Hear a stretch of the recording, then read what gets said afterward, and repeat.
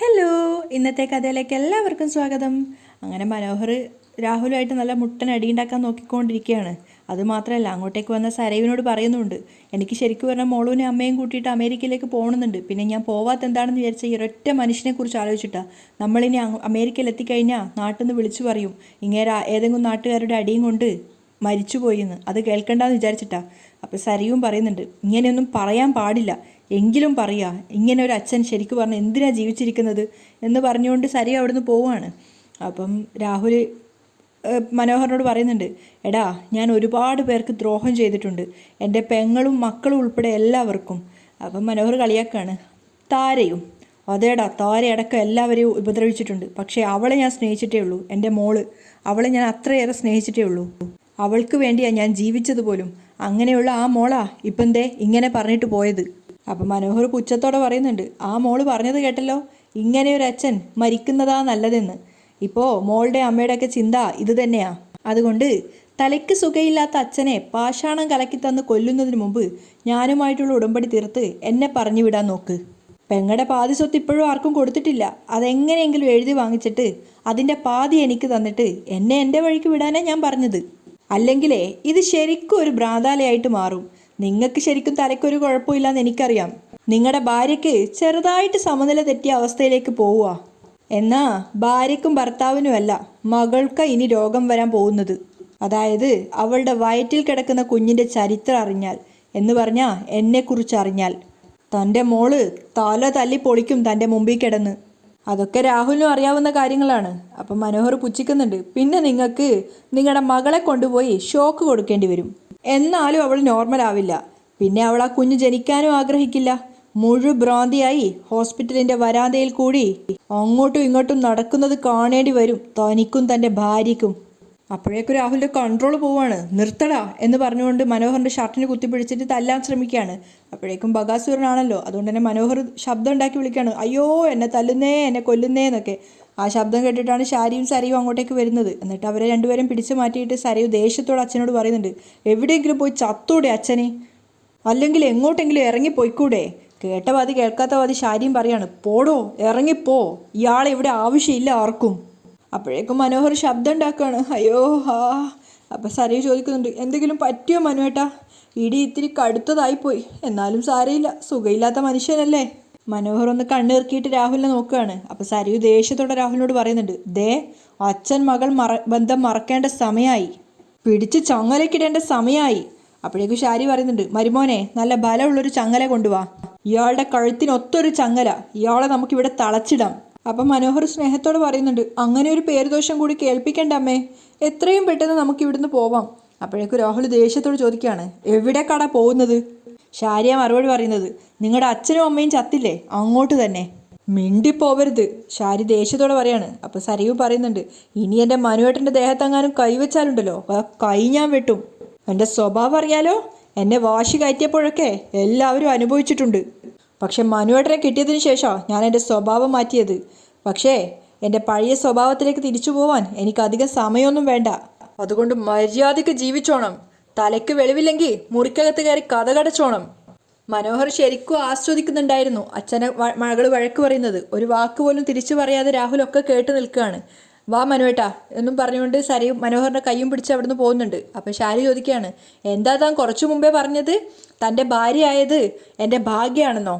എൻ്റെ വീട്ടുകാരും നാട്ടുകാരും പറഞ്ഞു അതേ ഭാര്യ തന്നെ ഭർത്താവിനെ കൊന്നു എന്ന് പറയിക്കണോ? പറ, താൻ പറ, അവിടേക്കാണോ തൻ്റെ പോക്ക്? അപ്പോൾ രാഹുൽ സങ്കടത്തോട് പറയാണ്, ഷാരി, ഞാൻ നിരപരാധിയാണ് ഷാരി. പിന്നെ ആരാ അപരാധി, ഞാനോ അതോ എൻ്റെ മോളോ, അതോ നിരപരാധികളിൽ നിരപരാധിയെ എൻ്റെ മരുമോനോ? ഞങ്ങളെ എന്ത് പറഞ്ഞാലും ഞങ്ങൾ സഹിക്കും. പക്ഷെ എൻ്റെ മോൾക്കൊരു ജീവിതം കൊടുത്ത് അവളെ അടക്കി പിടിച്ച് നടക്കുന്ന എൻ്റെ മരുമോനെക്കുറിച്ച് പറഞ്ഞാലുണ്ടല്ലോ, പിന്നെ മെൻ്റൽ ഹോസ്പിറ്റലിലേക്കുള്ള പോക്കൊന്നുമില്ല, നേരെ യാത്ര പോവും മോളിലോട്ട്. ഷാരിക്ക് രാഹുലിനോടുള്ള വെറുപ്പ് അത്രയധികം ഉണ്ടായിരുന്നു. അവർ ദേഷ്യത്തോടെ അവിടുന്ന് പോവാണ്. താൻ തീർത്തും തോറ്റു പോവുകയാണോ എന്നുള്ളത് രാഹുലിന് ഇടയ്ക്ക് തോന്നി തുടങ്ങുന്നുണ്ടായിരുന്നു. കാർത്തിക പുറത്തേക്ക് പോകാനുള്ള ഒരുക്കത്തിലാണ്. അപ്പോഴേക്കും ഓമനടുത്ത് വന്ന് ചോദിക്കുന്നുണ്ട്, എന്തായി കാര്യങ്ങൾ? എല്ലാം പടിപടിയായി പുരോഗമിക്കുന്നുണ്ട്, ഇനി ഒരാളെയും കൂടി കാണാനുണ്ട്. അതാരാ? എൻ്റെ ആങ്ങള എന്ന് പറയുന്ന ഫ്രോഡിനെ പുറത്തൊരുത്തൻ ഇരിക്കുന്നുണ്ടല്ലോ, അയാളുടെ മോനെ. അവനെ ജയിലിൽ പോയി കാണാനോ? അവർ ചോദിക്കുകയാണ്. അതിനു മുമ്പ് കഥകൾ അറിയണം, സ്വന്തം മകനെക്കുറിച്ച് അച്ഛൻ പറയുന്ന കഥകൾ. അപ്പോൾ അവർ ചോദിക്കുന്നുണ്ട്, അച്ഛനേക്കാളും പ്രശ്നക്കാരൻ മോനാണെന്നാണല്ലോ കേട്ടിട്ടുള്ളത്. അതെ, പെൺമക്കളെ വെറുക്കുകയും അമ്മമാരുടെ ഗർഭപാത്രത്തിൽ വെച്ച് തന്നെ കൊല്ലാൻ ശ്രമിക്കുകയും ചെയ്യുന്ന ഞങ്ങളുടെ അച്ഛന് ഏറ്റവും കൂടുതൽ ഇഷ്ടം അവനെയാ. കാരണം അയാളുടെ ബന്ധങ്ങളിൽ അയാൾക്ക് ഒരേയൊരു മകനേ ഉള്ളൂ, അത് വിക്രമാദിത്യൻ എന്ന ക്രിമിനലാ. ഇവൻ്റെയൊക്കെ മോൻ അങ്ങനെ ആയില്ലെങ്കിലേ അത്ഭുതമുള്ളൂ. അപ്പം കാർത്തിക പറയുന്നുണ്ട്, കല്യാണി എന്ന മകൾ അയാൾക്കും അയാളുടെ മകനും ഇതുവരെ എത്രയോ സഹായങ്ങൾ ചെയ്തു കൊടുത്തു. എന്നിട്ടും എന്തുകൊണ്ടാണ് അയാൾ അവരെ അംഗീകരിക്കാത്തതെന്ന് എനിക്ക് മനസ്സിലാവുന്നില്ല. പെൺകുട്ടികൾ ബാധ്യതയാവുമെന്ന് കരുതിയിട്ടായിരിക്കും അയാൾ അംഗീകരിക്കാത്തത്. പക്ഷേ പെൺകുട്ടികൾ ബാധ്യതയല്ലെന്നും അവരാണ് തനിക്ക് താങ്ങും തണലും എന്ന് മനസ്സിലായിട്ടും എന്തുകൊണ്ടാണ് അയാൾ അത് അംഗീകരിക്കാത്തത്? ചില ആൾക്കാർ അങ്ങനെയാ മോളെ. അങ്ങനെയുള്ള ആൾക്കാരെ ചാട്ടവാറ് കൊണ്ട് അടിക്കണം. അതിലേക്കാ എൻ്റെ പോക്ക്. കാർത്തിക വെറുപ്പോടുകൂടി അങ്ങനെ പറഞ്ഞുകൊണ്ട് പ്രകാശിൻ്റെ അരികിലേക്ക് പോവുകയാണ്. പ്രകാശൻ്റെ അരികിലെത്തിയത് മുഖത്ത് സന്തോഷം നിറക്കുകയാണ്. എന്നിട്ട് പറയുന്നുണ്ട്, പോവാം, പോവാം. എനിക്ക് അച്ഛൻ്റെ മോനെക്കുറിച്ചിട്ടുള്ള കഥകൾ അറിയണമെന്നുണ്ട്. അവനെക്കുറിച്ച് പറയുകയാണെങ്കിൽ ഒരുപാടുണ്ട് മോളെ. അവനെക്കുറിച്ച് കേട്ടിട്ട് വേണം എനിക്ക് അവനെ കാണാൻ വേണ്ടി. കാർത്തിക ചിരിച്ചുകൊണ്ട് പറയാണ്. പ്രകാശൻ എങ്ങനെയാ പറഞ്ഞു തുടങ്ങേണ്ടതെന്ന് മനസ്സിലാവുന്നില്ല. അതുകൊണ്ട് തന്നെ കാർത്തിക് പറയുന്നുണ്ട്, നമുക്ക് പുറത്തു പോയിട്ട് കുറച്ച് ശാന്തമായ ഒരു സ്ഥലത്തിരുന്ന് സംസാരിക്കാം. മോനെക്കുറിച്ച് പറയുമ്പോൾ തന്നെ അച്ഛൻ്റെ മുഖത്തൊരു വേദന നേളിക്കുന്നുണ്ട്. എന്നെക്കൊണ്ട് കഴിയാവുന്ന സഹായങ്ങളാണെങ്കിൽ ഞാൻ ചെയ്തു തരാം. വലിയ ഉപകാരം മോളെ. മോനെക്കുറിച്ച് പറയുകയാണെങ്കിൽ അടുത്ത ജന്മത്തിലും എനിക്കൊരു മകനുണ്ടായാൽ അത് അവൻ തന്നെ ആവണമെന്നാ എൻ്റെ ആഗ്രഹം. അത്രയ്ക്ക് ജീവനാണ് എനിക്ക് അവനെ. അപ്പോൾ കാർത്തിക ചോദിക്കുകയാണ്, അത്രയ്ക്ക് നല്ലവനായിരുന്നല്ലേ? മോള് ചിന്തിക്കുന്നതിലും അപ്പുറം. എങ്കിൽ വാ, നമുക്ക് വിശദമായിട്ട് സംസാരിക്കാം. അപ്പം കാർത്തിക കാറിൽ കയറി ഇരിക്കുമ്പോൾ പ്രകാശൻ ചിന്തിക്കുന്നുണ്ട്, അവൻ ജയിലിലാണെന്ന് പറഞ്ഞാൽ ഇവളുടെ സ്വഭാവം മാറോ എന്തോ, അതനുസരിച്ച് വേണം സംസാരിക്കാൻ. അങ്ങനെ കാർത്തിക പ്രകാശനെയും കൂട്ടി നേരെ കടപ്പുറത്തേക്കാണ് പോകുന്നത്. അപ്പോൾ അവിടെ വെച്ചിട്ട് പ്രകാശൻ ഉള്ളിൽ തട്ടിയ സ്നേഹത്തോടെ പറയാണ്, എൻ്റെ മോനെക്കുറിച്ച് പറയാനാണെങ്കിൽ ഒരുപാടുണ്ട് മോളെ, ഒരുപാട്. അവനൊരു പെൺകുട്ടിയായി ഇഷ്ടത്തിലായി. സമ്മതിച്ചെന്നെ ഞാനങ്ങനെ ഒന്നിനും എതിരല്ല. പക്ഷേ ആ പെൺകുട്ടിയുടെ കുടുംബം ശരിയല്ല. അതുകൊണ്ടാ ഞാൻ ആദ്യം എതിർത്തി നിന്നത്. പക്ഷേ എനിക്ക് അവസാനം സമ്മതിക്കേണ്ടി വന്നു ആ കല്യാണത്തിന്. അങ്ങനെ ഒരു കുരുക്ക ആ സോണി ഒരുക്കിയത്. കല്യാണത്തിന് മുമ്പ് എൻ്റെ മോനൊരു അബദ്ധം കാണിക്കേണ്ടി വന്നു. അവളുടെ വയറ്റിലുണ്ടാക്കി കളഞ്ഞു. പിന്നെ ഞാൻ ആ കല്യാണത്തിന് സമ്മതിച്ചില്ലെങ്കിൽ അവൻ ജയിലിൽ പോവേണ്ടി വന്നേനെ. അതൊക്കെ വലിയ കേസാവത്തില്ലായിരുന്നോ? അതുകൊണ്ട് അവരുടെ കല്യാണം നടത്തേണ്ടി വന്നു. പക്ഷേ എൻ്റെ മോൻ്റെ ജാതകമുണ്ടല്ലോ, അതുകൊണ്ട് തന്നെ ആ സോണിയുടെ കമ്പനി വലിയ വലിയ ഉയരത്തിൽ വെച്ചടി ഉയരത്തിലെത്തി. അപ്പൊ കാർത്തിക മനസ്സിൽ വിചാരിക്കുന്നുണ്ട്, പറയടോ പറ, ബാക്കി കൂടി കേൾക്കട്ടെ. എന്നിട്ടെന്താ? അവളൊരു പ്രേമരോഗിയായിരുന്നു മോളെ. സാധാരണ കല്യാണം കഴിഞ്ഞ് കഴിഞ്ഞാൽ, അല്ലെ കുഞ്ഞുങ്ങളൊക്കെ ജനിച്ചു കഴിഞ്ഞാൽ ആണുങ്ങൾ ചിലപ്പോൾ നേർവഴിക്ക് നടക്കാതിരിക്കാം, തെറ്റായ വഴിയിലൂടെയൊക്കെ സഞ്ചരിച്ചെന്നിരിക്കാം. പക്ഷേ ഇവിടെ ഇവളാ. ഒരു കുഞ്ഞു ജനിച്ചു കഴിഞ്ഞപ്പോൾ എൻ്റെ മോനെ അവൾക്ക് വേണ്ടാതായി. എന്നിട്ടും എൻ്റെ മോൻ സഹിച്ചും ക്ഷമിച്ചും അവിടെ നിൽക്കുകയായിരുന്നു. എന്നിട്ട് അവളെന്താ കാണിച്ചെന്ന് അറിയോ? അതൊന്നും മോളോട് പറയാൻ പറ്റില്ല. അവനില്ലാത്ത സമയത്ത് വേറെ ആളുകളൊക്കെ വിളിച്ച് കയറ്റുക എന്ന് പറഞ്ഞാൽ ഏതെങ്കിലും പുരുഷൻ അത് സഹിക്കാൻ പറ്റുമോ? അങ്ങനെ രണ്ടും രണ്ട് വഴിക്കായി. പക്ഷെ അവളുടെ ആങ്ങളെയും അവളുടെ വീട്ടുകാരും എൻ്റെ മോനെ വെറുതെ വിട്ടില്ല. പിന്നാലെ നടന്ന് ശല്യം ചെയ്യുകയായിരുന്നു. ഒരു തരത്തിലും സമാധാനം തന്നില്ല. അവസാനം അവനെ കള്ളക്കേസിൽ കുടുക്കി ജയിലിനകത്താക്കി. അപ്പം സങ്കടത്തോടെ കാർത്തിക് പറയാണ്, വല്ലാത്തൊരു വിധിയാണല്ലോ വിക്രത്തിൻ്റെ. അതേ മോളെ, നാളെ എൻ്റെ മോൻ്റെ റിമാൻഡിൻ്റെ കാലാവധി കഴിയുക. അവൻ ജയിലിൽ നിന്ന് വരിക. അവൻ ഇനിയും അകത്ത് പോയാൽ പ്രകാശൻ ജീവിച്ചിരിക്കത്തില്ല. അയാൾ കരഞ്ഞുകൊണ്ടാണ് പറയുന്നത്. അയാൾ ഉള്ളിൽ തട്ടുന്ന വേദനയോട് കൂടി തന്നെയാണ് പറയുന്നത്. അപ്പം കാർത്തിക് പറയുന്നുണ്ട്, ഞാൻ അച്ഛനായി കാണുന്ന ആളാണ് നിങ്ങൾ. അതുകൊണ്ട് തന്നെ ഞാൻ അവനെ ഒരു ആങ്ങളെയായിട്ട് കാണുക. നമുക്കവനെ പുറത്തേക്ക് കൊണ്ടുവരാം. അതിനുവേണ്ടി എന്തു വേണോ അതൊക്കെ ഞാൻ ചെയ്യാം. നല്ലൊരു വക്കീലിനെ നമുക്ക് അതിനുവേണ്ടി വെക്കാം. എൻ്റെ കമ്പനി വക്കീലുണ്ടല്ലോ, അഡ്വക്കേറ്റ് ഉല്ലാസ്, അദ്ദേഹത്തെ തന്നെ നമുക്ക് ഈ കേസ് ഏൽപ്പിക്കാം. എന്ന് വെച്ചാൽ അച്ഛനൊന്നും അറിയണ്ടെന്ന് അർത്ഥം. അപ്പം പ്രകാശൻ കൂപ്പ് കൈയോടെ നിന്ന് കരഞ്ഞുകൊണ്ട് പറയാണ്, നന്ദിയുണ്ട് മോളെ, നന്ദിയുണ്ട്. പക്ഷെ അതെങ്ങനെ പറയണമെന്നോ പ്രകടിപ്പിക്കണമെന്നോ എനിക്കറിയില്ല. അപ്പോൾ കാർത്തിക പറയുന്നുണ്ട്, ഒന്നും വേണ്ട. എന്നെ സ്നേഹിക്കുന്നവരുടെ മനസ്സ് വേദനിക്കരുതെന്ന് എനിക്ക് ആഗ്രഹമുള്ളൂ. നല്ലൊരു അച്ഛനും അമ്മയ്ക്കും ജനിച്ചാൽ മാത്രമേ ഇങ്ങനെ മറ്റുള്ളവരെ സഹായിക്കാനുള്ളൊരു മനസ്സ് ഉണ്ടാവുള്ളൂ. പ്രകാശൻ കാർത്തികയെ പുകഴ്ത്തുകയാണ്. മോള് ഭാഗ്യം ചെയ്തതാ. മോളുടെ അമ്മ മോളെ നന്നായിട്ട് തന്നെ വളർത്തിയിട്ടുണ്ട്. അപ്പോൾ അതൊക്കെ കാർത്തിക എൻജോയ് ചെയ്ത് കേട്ട് നിൽക്കുകയാണ്. അപ്പോൾ പ്രകാശൻ ചോദിക്കുന്നുണ്ട്, എപ്പോഴാ അവർ നാട്ടിലേക്ക് വരുന്നത്? അമ്മ ഇങ്ങോട്ട് വരാമെന്ന് പറഞ്ഞിട്ടുണ്ട്. അതുപോലെ തന്നെ അച്ഛനെക്കുറിച്ചും ഞാൻ അമ്മയോട് പറഞ്ഞിട്ടുണ്ട്. അപ്പോൾ പ്രകാശൻ പറയാണ്, ഞാൻ മോളുടെ അമ്മയെക്കുറിച്ച് ആലോചിക്കുകയായിരുന്നു. വളരെ ചെറിയ പ്രായത്തിൽ തന്നെ മോളുടെ അച്ഛൻ മരിച്ചു പോയിട്ടും മോളെ വേറൊരു കല്യാണം കഴിക്കാതെ മോളെ മാത്രം നോക്കി വളർത്തി ഈ ഒരു നിലയിൽ മോളെ എത്തിച്ചിട്ട് എനിക്ക് സത്യം പറഞ്ഞാൽ ഒരു ബഹുമാനാണ് തോന്നുന്നത്. അവരുടെ മനസ്സിലൊരു നന്മയുണ്ട്. അപ്പോൾ കാർത്തിക പറയാണ്, പാവമാണ് എൻ്റെ അമ്മ. എനിക്ക് വേണ്ടിയാണ് ഇത്രയും കാലം അമ്മ ജീവിച്ചത്. അപ്പം പ്രകാശൻ പറയുന്നുണ്ട്, മോൾ ഒന്നും കൊണ്ടും പേടിക്കേണ്ട മോളെ, എന്നെ ഒരു ആപത്തിൽ സഹായിച്ചതാ മോള്. അതുകൊണ്ട് തന്നെ എൻ്റെ മോൻ പുറത്തിറങ്ങി കഴിഞ്ഞാൽ മോളുടെയും മോളുടെ അമ്മയുടെയും എന്ത് ആവശ്യത്തിനും ഈ പ്രകാശം മുന്നിലുണ്ടാവും. അപ്പം കാർത്തിക പുഞ്ചിരിച്ചോണ്ട് ചോദിക്കുകയാണ്, നമുക്ക് വിക്രത്തെ പോയെന്ന് കണ്ടാലോ? ഞാൻ അതെങ്ങനെ മോളോട് പറയണമെന്ന് വിചാരിച്ചിരിക്കുകയായിരുന്നു. ജയിലിലേക്കൊക്കെ മോള് വരുമോ എന്നുള്ളൊരു ടെൻഷനിലായിരുന്നു. എന്നാൽ നമുക്ക് ജയിലിലേക്ക് പോവാം. കാർത്തിക അയാളോട് പറയുന്ന സമയത്ത് അയാൾക്ക് സന്തോഷമാവാണ്. പക്ഷേ കാറിന് അരികിലെത്തിയ സമയത്ത് കാർത്തിക പറയുന്നുണ്ട്, പഴയ കാലമൊന്നും അല്ലല്ലോ ഇത്. ഞാൻ എൻ്റെ അമ്മയോട് ഇടയ്ക്കിടയ്ക്ക് പറയാറുണ്ട് ഇനിയൊരു കല്യാണം കഴിക്കാൻ. അത് വേറൊന്നും കൊണ്ടല്ല, ഞാനിപ്പോൾ ബിസിനസ് പരമായിട്ട് ഇങ്ങോട്ടേക്ക് വന്നപ്പോൾ അമ്മ ഇവിടെ തനിച്ചായല്ലോ. എനിക്കാണെങ്കിൽ 10-32 വയസ്സായതേ ഉള്ളൂ. അമ്മയാണെങ്കിൽ ചെറുപ്രായത്തിൽ കല്യാണം കഴിച്ചത് കൊണ്ട് തന്നെ അമ്മയ്ക്കും ഇപ്പം 10-50 വയസ്സിന് താഴെയാണ് പ്രായം. അതൊന്നും വലിയ പ്രായമാണെന്ന് പറയാൻ പറ്റില്ലല്ലോ. അപ്പം പ്രകാശൻ പറയുന്നുണ്ട്, അല്ല ഇക്കാര്യത്തിൽ മോളുടെ അമ്മയുടെ അഭിപ്രായം എന്താ?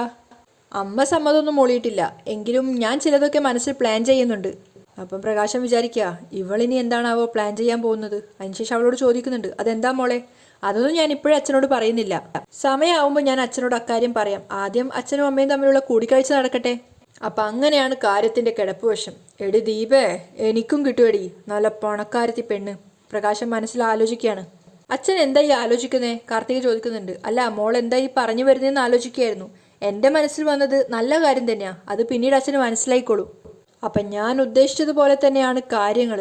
ഇവളുടെ അമ്മയുടെ പേര് ലക്ഷ്മി എന്നല്ലേ പറഞ്ഞേ? പെട്ടെന്ന് അവളോട് ചോദിക്കുകയാണ്, മോളുടെ അമ്മയുടെ പേര് ലക്ഷ്മി എന്നല്ലേ പറഞ്ഞേ?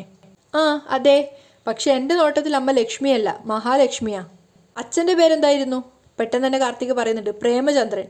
അപ്പം പ്രകാശൻ മനസ്സിൽ വിചാരിക്കുകയാണ്, പ്രേമചന്ദ്രൻ, പ്രകാശൻ രണ്ടിലും പ്രായമുണ്ട്. ഇനി അതുള്ളത് കൊണ്ട് ഞാനും തട്ടിപ്പോവോ? അപ്പോൾ കാർത്തിക പുഞ്ചിരിച്ചുകൊണ്ട് പറയാണ്, ഇപ്പം ഞാൻ അച്ഛാന്ന് വിളിക്കുന്നയാൾ പ്രകാശൻ, എൻ്റെ സ്വന്തം അച്ഛൻ പ്രേമചന്ദ്രൻ. എല്ലാം ഓരോരോ നിമിത്തങ്ങളാണ് മോളെ. പ്രകാശൻ ചിരിച്ചുകൊണ്ട് പറയാണ്. അപ്പം കാർത്തിക പറയുന്നുണ്ട്, എങ്കിൽ പോവാം. അങ്ങനെ പ്രകാശൻ കാർ എടുക്കുന്ന സമയത്ത് കാർത്തിക മനസ്സിൽ വിചാരിക്കുകയാണ്, ഇയാൾക്ക് ശരിക്കും ഇടേണ്ട പേരാ ഞാനിപ്പോൾ ഇട്ടത്, പ്രേമചന്ദ്രൻ. പെൺകുട്ടികളെ വെറുക്കുന്ന പ്രേമചന്ദ്രൻ, ആൺകുട്ടികളെ ജനിപ്പിക്കാൻ വേണ്ടി മാത്രം പെൺകുട്ടികളെ പ്രേമിക്കുന്ന പ്രേമചന്ദ്രൻ. രണ്ടുപേരും നേരെ പോകുന്നത് ജയിലിൽ വിക്രത്തിനെ കാണാൻ വേണ്ടിയിട്ടാ. വിക്രം വരുന്ന സമയത്ത് പ്രകാശൻ സന്തോഷത്തോടെ പറയുന്നുണ്ട്, രാജാവിനെ പോലെ വളർത്തിയതാ, അവൻ്റെ തലയെടുപ്പൊക്കെ മോള് കാണണം, ഒരു ഗജവീരനെ പോലെയാ. വിക്രത്തെക്കുറിച്ച് പ്രകാശൻ ആവേശത്തോടു കൂടി സംസാരിക്കുന്നത് കേട്ട് നിൽക്കുകയാണ് കാർത്തിക. അപ്പം പ്രകാശൻ ദേഷ്യത്തോടെ പറയുന്നുണ്ട്, കറക്കിയെടുത്തു ആ സോണി. അപ്പോഴേക്കും ഒരു കോൺസ്റ്റബിളുടെ കൂടെ വിക്രം അങ്ങോട്ടേക്ക് വരുന്നുണ്ട്. അത് കണ്ടപ്പം കാർത്തിക മനസ്സിൽ വിചാരിക്കുകയാണ്, ഇവനാണോ ഗജവീരൻ? കണ്ണിൽ തിമിരം ബാധിച്ചവനാണ് താനെന്ന് എനിക്കറിയാടോ. വിക്രം അടുത്ത് വന്നതും മക്കളെ എന്നൊക്കെ വിളിച്ച് പ്രകാശൻ സ്നേഹം പ്രകടിപ്പിക്കുകയാണ്. അതൊക്കെ കാർത്തിക നോക്കി നിൽക്കുന്നുണ്ട്. വിക്രത്തിനാണെങ്കിൽ കാർത്തിക മനസ്സിലാവായിട്ട് പ്രകാശനെ നോക്കുകയാണ്, ഇതാരാന്നുള്ള അർത്ഥത്തിൽ. അപ്പം പ്രകാശൻ കാർത്തികയോട് പറയാണ്, അവൻ്റെ തലയെടുപ്പ് കണ്ടോ? ജയിലിൽ കിടന്നിട്ട് ക്ഷീണമായിട്ടും അവൻ്റെ ആ തലയെടുപ്പ് കാണുന്നുണ്ടോ മാഡം? കാക്കയ്ക്ക് തൻകുഞ്ഞ് പൊൻകുഞ്ഞ്, കാർത്തിക മനസ്സിൽ വിചാരിക്കുകയാണ്. അപ്പോൾ പ്രകാശൻ വിക്രത്തിന് കാർത്തികയെ പരിചയപ്പെടുത്തി കൊടുക്കുകയാണ്. മക്കളെ, ഇതാണ് കാർത്തിക മാഡം. മാഡത്തിൻ്റെ കമ്പനിയിൽ ഡ്രൈവറായിട്ട് ജോലി കിട്ടിയടാ എനിക്ക്, കാർത്തിക ഫുഡ്സ്. വലിയ കമ്പനിയാ എടാ, അമ്മൂമ്മയ്ക്കും അവിടെ ജോലി കിട്ടിയടാ. ഫുൾ കൺട്രോളിങ്ങും ഞങ്ങൾക്കാ, പ്രകാശൻ അഭിമാനത്തോടെ പറയാണ്. അപ്പോഴേക്കും വിക്രത്തിൻ്റെ ഉള്ളിലുള്ള ആ ഒരു പഴയ രൂപം പുറത്തേക്ക് വരുന്നുണ്ട്. അപ്പം കാർത്തിക ചോദിക്കുകയാണ്, തല്ലിയതിൻ്റെ പാടുകളുണ്ടല്ലോ? വിക്രം തലതാഴ്ത്തി നിൽക്കുമ്പോൾ പറയുന്നുണ്ട്, സാരയില്ല, ഞാൻ ജയിൽ സൂപ്രണ്ടിനോട് പറഞ്ഞോളാം അത് നിർത്തിക്കോളാൻ. അത് കേട്ടപ്പോൾ വിക്രത്തിന് ഭയങ്കര സമാധാനവും സന്തോഷം തോന്നുകയാണ്. അയാൾ അച്ഛൻ്റെ മുഖത്തേക്ക് നോക്കുന്നുണ്ട്. അപ്പം കാർത്തിക പറയുന്നുണ്ട്, അല്ലെങ്കിൽ ഞാനത് വാർത്തയാക്കിക്കോളാം. അതുപോലെ ഞാനൊരു ഉറപ്പ് തരികയാ, അടുത്ത കോടതി കൂടുമ്പോൾ കല്യാണി എന്നല്ല ആര് വന്നാലും നിനക്ക് ജാമ്യം കിട്ടിയിരിക്കും. നിന്നെ ഞാൻ പുറത്തു കൊണ്ടുവന്നിരിക്കും. നിന്നെപ്പോലെ ഒരാളെ പുറത്തു കൊണ്ടുവരേണ്ടത് എൻ്റെ ആവശ്യമാണ്. നിന്റെ അച്ഛൻ പറഞ്ഞപ്പോൾ ഞാൻ ഇത്രയും വിശ്വസിച്ചില്ല. നീ നടന്നു വന്നപ്പോൾ ഗജവീരൻ നെറ്റിപ്പട്ടം കെട്ടി നടന്നു വരുന്നത് പോലെയാ എനിക്ക് തോന്നിയത്. അപ്പം വിക്രം പ്രകാശനെ നോക്കിക്കൊണ്ട് നിൽക്കുകയാണ്. പ്രകാശൻ അഭിമാനത്തോടെ പറയുന്നുണ്ട്, മാഡം ഇവന് ശരിക്കും ഇത്ര പൊക്കമൊന്നുമല്ല, നല്ല പൊക്കമൊക്കെ ഉണ്ട്. ജയിലിൽ കിടന്ന് ഇവന്മാരൊക്കെ കഴുത്തൊടിച്ചത് കൊണ്ടാണ് ഇപ്പോൾ പൊക്കമൊക്കെ കുറഞ്ഞത്. അല്ലെങ്കിൽ നല്ല പൊക്കത്തിൽ മാത്രമല്ല മാഡം, അവൻ നല്ല വിശ്വസ്തനാ. എവിടെ വേണമെങ്കിലും ജോലിക്ക് ധൈര്യമായിട്ട് നിർത്താം, അത്രയ്ക്ക് ആത്മാർത്ഥതയുള്ളവനാ. പക്ഷേ സമൂഹത്തിന് മുന്നിൽ അവനെ വിശ്വസിക്കാൻ കൊള്ളാത്തവനാക്കി ചില വിരോധികൾ. അവനെയിട്ട് കള്ളക്കേസിൽ കുടുക്കി ജയിലിൽ കൊണ്ടുവന്ന് തള്ളി. പ്രകാശൻ കണ്ണീരോടെ പറയുന്ന കേട്ടപ്പോൾ കാർത്തിക പറയുന്നുണ്ട് വിക്രത്തിനോട്, സമയദോഷം വരുമ്പോൾ ചിലപ്പോൾ അങ്ങനെയൊക്കെ സംഭവിക്കും. അതെല്ലാ മനുഷ്യന്മാരുടെ കാര്യത്തിലും അങ്ങനെ തന്നെയാ. പിന്നെ ജാതകത്തിൽ ചില ഗ്രഹങ്ങൾ വല്ലാതങ്ങ് പിഴച്ചു നിന്നാൽ ഇതുപോലെ ജയിലിൽ കിടക്കേണ്ടതൊക്കെ വരും. അപ്പം വിക്രം ഇങ്ങനെ കാർത്തിക പറയുന്നത് കേട്ട് നിൽക്കുകയാണ്. അവിടെയാണ് ഇന്നത്തെ എപ്പിസോഡ് വൈൻഡപ്പ് ചെയ്യുന്നത്.